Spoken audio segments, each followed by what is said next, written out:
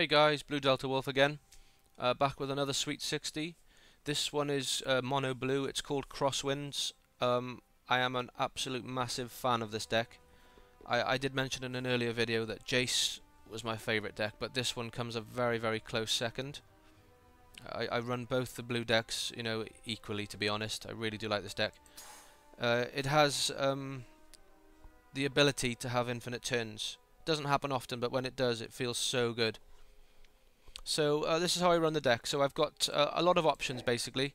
I keep my options open, so there's so many things you can do. It's a very, very tricky deck to beat. It's tricky to master as well. So the draw, removal, buffing my flyers. There's a lot of flyers in this deck, namely creature tokens. This one is an infinite blocker really. It can't be damaged by creatures really, so you can only sacrifice it or get it burned. That's the only problem really, or murdered. Bit of a counter there.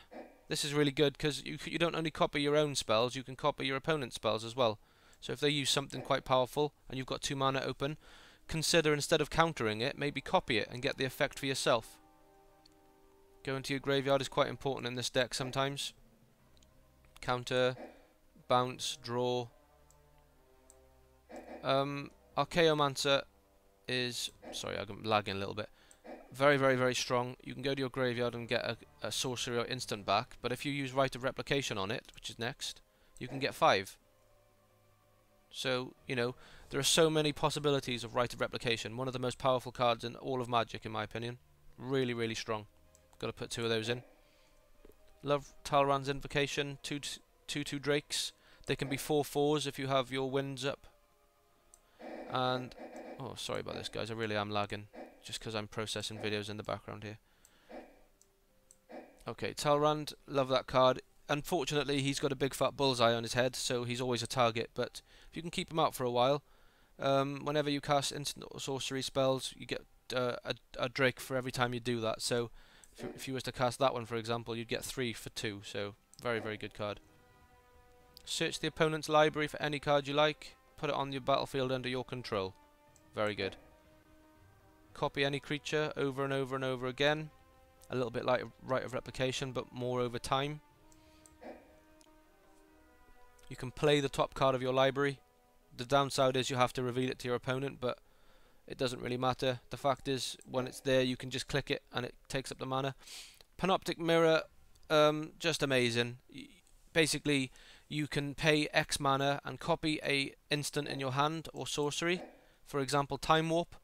So turn after you use it for free. So every turn you get another turn.